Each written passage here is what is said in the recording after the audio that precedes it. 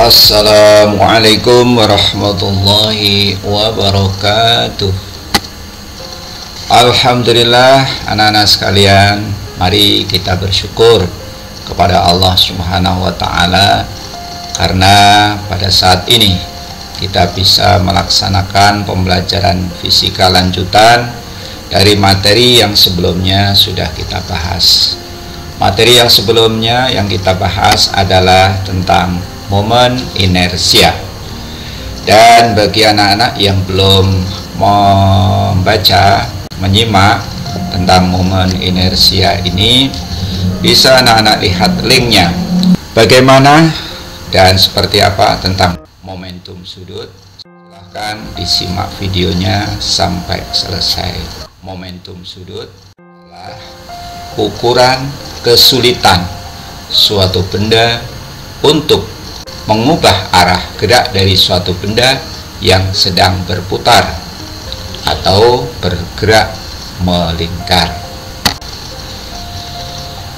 Kita bisa melihat dua kejadian. Yang pertama ada gerak translasi, yaitu gerak perpindahan. Contohnya ada sebuah bola. Bola ini berada di permukaan bidang datar. Bola tersebut memiliki massa M dan dia bergerak lurus ke kanan dengan kecepatan V.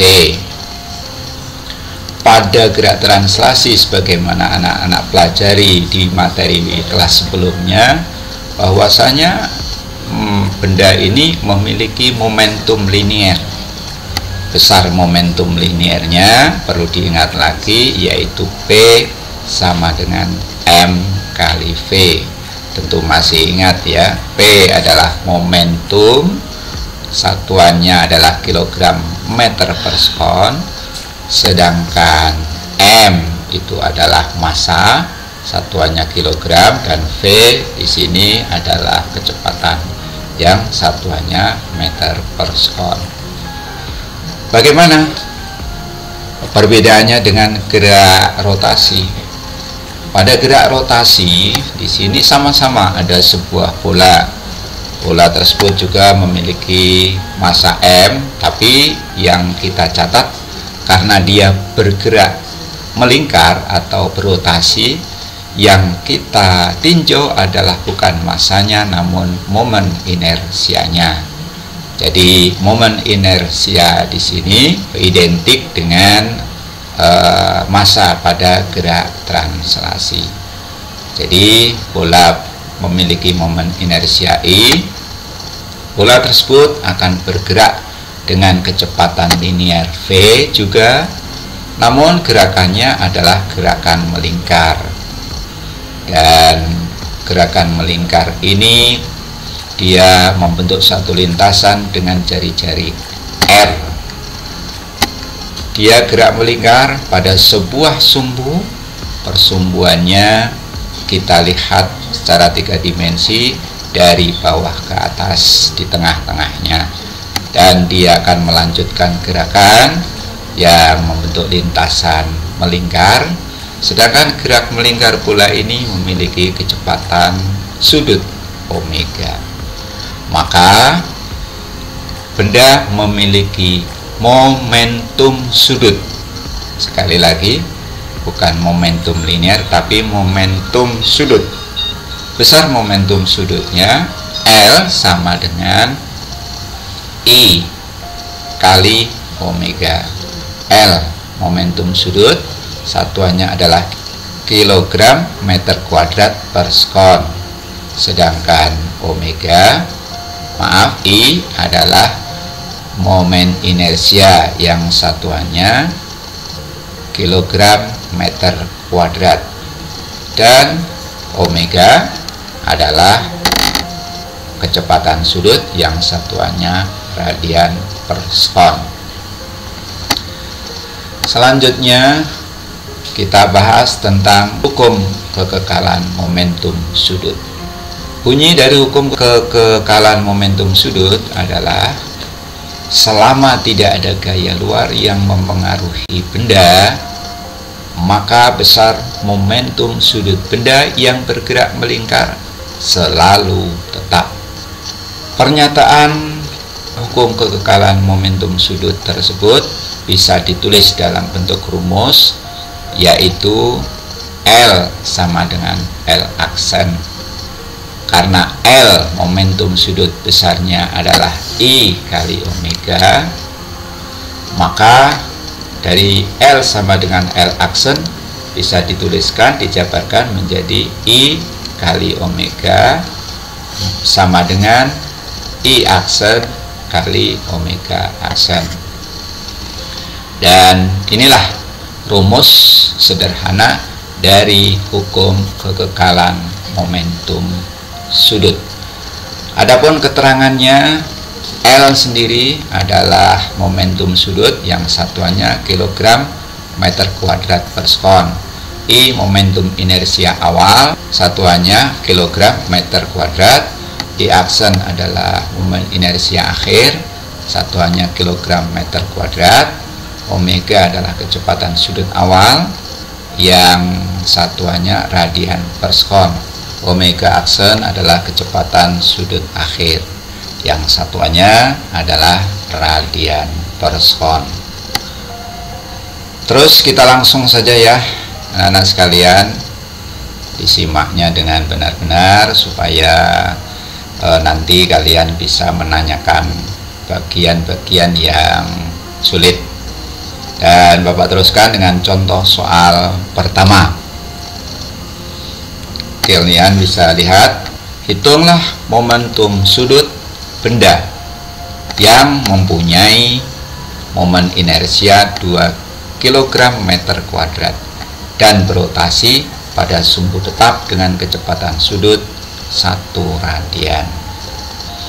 Dari soal ini kita bisa menuliskan diketahui.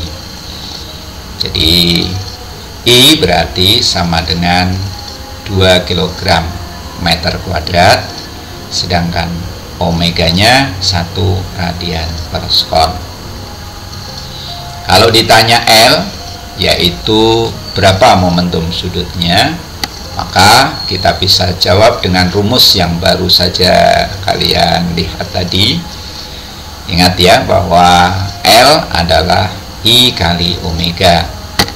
Karena L sama dengan I kali omega, sedangkan saat diketahui ini I-nya nilainya 2, kita masukkan nilai 2, omeganya 1, kita masukkan nilai 1, maka 2 kali 1 hasilnya 2. Satuannya apa? Tadi satuan dari L adalah kilogram meter kuadrat per sekon. Jadi jawabannya adalah 2 kg meter kuadrat per sekon.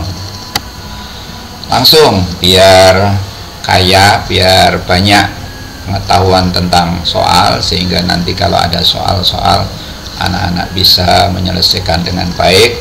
Bapak kasih soal, contoh soal kedua. Katrol cakram pejal bermasa 2 kg dan berjari-jari 0,1 meter. Jika katrol bergerak rotasi pada porosnya dengan kecepatan sudut konstan 2 radian per sekon, berapa momentum sudut katrol? Ingat ya bahwa di sini massa sudah kita lihat, massanya 2 kg. Jari-jari ini nanti tentu R 0,1 meter. Karena dia bergerak berotasi dengan kecepatan sudut 2 radian per sekon, berarti omega. Kita lihat, kita tulis yang diketahui tadi. Massa 2 kg, jari-jari R, lambangnya ya 0,1 meter. Kemudian omega 2 radian per sekon. Kalau ditanya seperti contoh soal 1 tadi, L atau momentum sudutnya berapa, maka untuk kondisi ini kita harus mengetahui momen inersia cakram pejal dulu.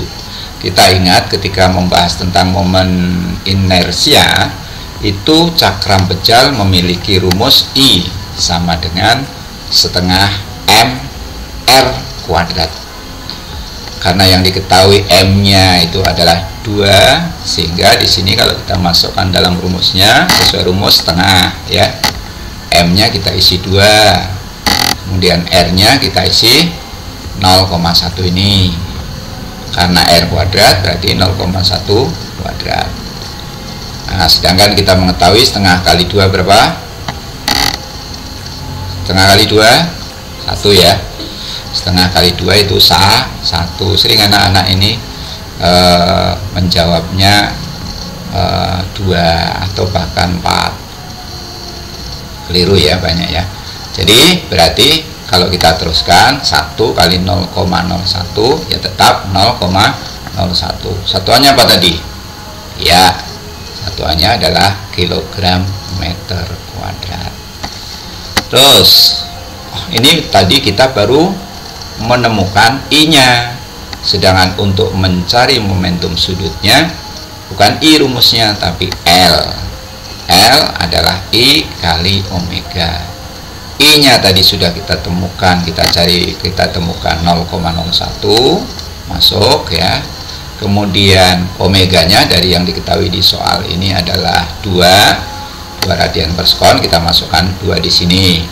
0,01 kali 2 berapa? Ya, kalau kalian ngalikan pasti lama itu. Udah Bapak kasih tahu aja ya. Ya nilainya 0,01 kilogram meter kuadrat per sekon ya. Selanjutnya, nah Bapak kasih contoh soal yang banyak. Contoh soal ketiga, ini lain lagi. Sebuah bola padat dengan massa 2 kg dan radius 0,2 meter ya. Ingat, Bapak teruskan, radiusnya 0,2 meter, berputar pada porosnya dengan kecepatan sudut 4 radian per sekon. Tentukan momentum sudut bola. Diketahui M 2 kg, R 0,2, omega ini jangan dibaca W ya, sering kalian tuh pasti baca W. Omega, apa omega ya, bukan W. Sekali lagi diingatkan, omega, dicatat, ini dikasih panah itu tulis omega gitu biar ingat. Omega sama dengan 4 radian per sekon. Kalau ditanya L sama dengan tadi ya, momentum sudutnya, maka kita jawab dengan rumus yang ada ya. Rumusnya nanti tetap L sama dengan I kali omega. Namun yang perlu kita ketahui bahwa rumus momen inersia bola padat itu berbeda dengan cakram tadi. Momen inersia ini sudah kita ketahui waktu membahas materi momen inersia. Untuk momen inersia bola padat itu rumusnya I sama dengan 2/5 mr kuadrat. Jadi I sama dengan 2/5 kali massanya 2, R nya kita kuadratkan 0,2 kuadrat, sehingga 2/5 kali 2 hasilnya adalah 4/5. Nah, sedangkan 0,2 kuadrat itu adalah 0,04. Nah, nanti coba dihitung, dibuktikan. Ini sudah Bapak hitung, hasilnya ketemunya adalah 0,032 kg meter kuadrat. Kemudian selanjutnya langsung kita cari nilai dari momentum sudut ya. Momentum sudutnya adalah R sama dengan I kali omega. Karena I nya sudah ketemu 0,032, kemudian omeganya dari soal tadi 4, maka kita kalikan 0,032 kali 4, nanti dibuktikan besarnya adalah 0,128 kg meter kuadrat per sekon. Baik, kita teruskan dengan contoh soal yang terakhir. Contoh soal terakhir ini agak panjang soalnya. Sebuah piringan berbentuk silinder pejal homogen mula-mula berputar pada porosnya dengan kelajuan sudut 5 radian per sekon. Bidang Bapak ulangi ya. Sebuah piringan berbentuk silinder pejal homogen mula-mula berputar pada porosnya dengan kelajuan sudut 5 radian per sekon. Kemudian bidang piringan sejajar dari bidang horizontal. Massa dan jari-jari piringan 2 kg dan 0,2 meter. Bila di atas piringan diletakkan cincin yang mempunyai massa 0,1 kg dan jari-jari 0,2 meter, di mana pusat cincin tepat di atas pusat piringan? Baik, Bapak teruskan dengan contoh soal yang keempat. Contoh soal yang keempat ini agak panjang, maka tolong disimak dengan baik. Kita baca sama-sama, kalian juga baca sambil mendengarkan. Sebuah piringan berbentuk silinder pejal homogen mula-mula berputar pada porosnya dengan kelajuan sudut 5 radian per sekon. Massa dan jari-jari piringan masing-masing 2 kg dan 0,2 meter. Kita lanjut. Bila di atas piringan diletakkan cincin yang memiliki massa 0,1 kg dan jari-jari 0,2 meter, di mana pusat cincin tepat di atas pusat piringan, maka piringan dan cincin akan bersama-sama berputar dengan kecepatan sudut titik-titik. Nah, jadi ini nanti pada soal ini berlaku hukum kekekalan momentum sudut, karena ada momentum sudut awal ya nanti, yaitu momentum sudut piringan, sedangkan momentum sudut akhir itu sudah ditambah dengan cincin. Jadi dua benda yang sudah menyatu. Baik, langsung saja kita tuliskan diketahui. M1 itu berarti massa dari piringan, tadi diketahui 2 kg nih ya. R1 ini juga jari-jari piringan, nah ini sudah diketahui 0,2 meter satuannya. Omega 1 ini adalah kecepatan sudut piringan ya, besarnya tadi 5 radian per sekon. Kemudian yang berikutnya M2 ini adalah massa cincin. Massa cincin ini diketahui 0,1 kg, sedangkan R2 jari-jari cincin 0,2 meter. Ditanya kelajuan sudut piringan dan cincin berapa, maka bisa kita jawab dengan tadi. Pertama kita harus tentukan momen inersia piringan pejal dulu. Momen inersia piringan pejal, kita ingat rumusnya apa? Ya, setengah M R kuadrat. Kenapa kita kasih tanda M1 dan R1? Ya, karena tadi benda pertamanya adalah piringan, sehingga supaya kita bisa membedakan, kita tuliskan ada M1 R1. Karena rumusnya setengah M1 R1 kuadrat, sedangkan M1 massa piringan tadi adalah 2 kg, sudah kita ketahui, sedangkan R1 nya adalah 0,2 dan R nya tadi dikuadratkan sehingga 0,2 kuadrat. Kemudian kalau kita hitung setengah kali 2 tentu 1. Dari mana 0,04 kuadrat? 0,04, asalnya adalah dari 0,2 dikuadratkan.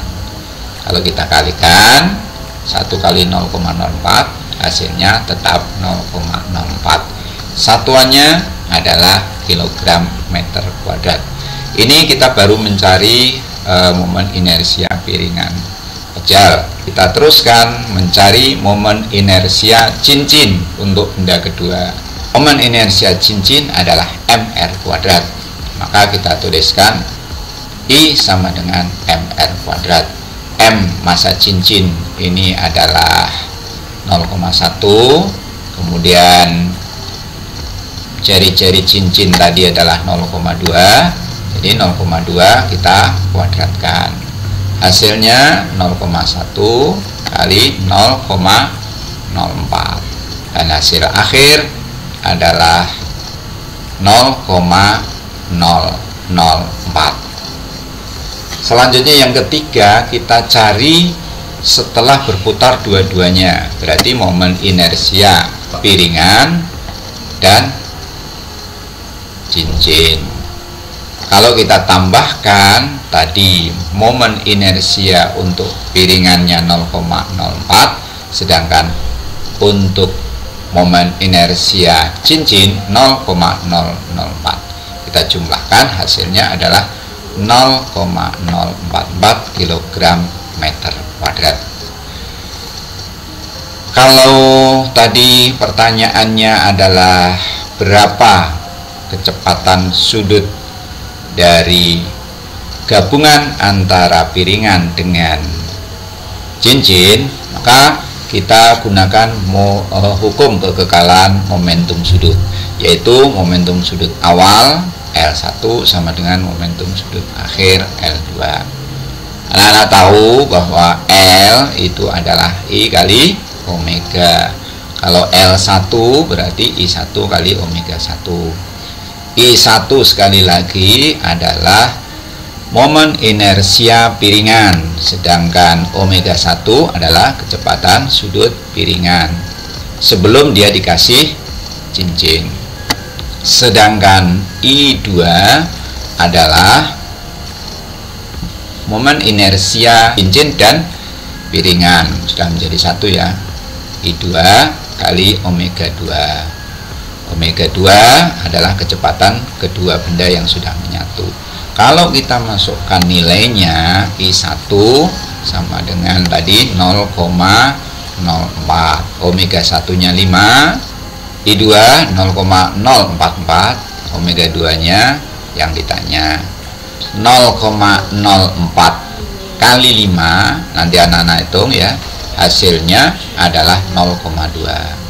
Sedangkan 0,044 kali omega 2 tetap dia nggak bisa dikalikan. Nah, sekarang hasil dari 0,04 kali 5 adalah 0,2, berarti 0,2 sama dengan 0,044 kali omega 2. Bagaimana kalau kita mencari besar dari omega 2? Ya, omega 2 berarti 0,2 ini dibagi 0,044. Anak-anak cari juga, nanti hasilnya adalah omega 2 sama dengan 4,5 radian per sekon. Demikian ya, sudah 4 contoh soal anak-anak Bapak berikan, semoga menjadi jelas. Menjadi pusing?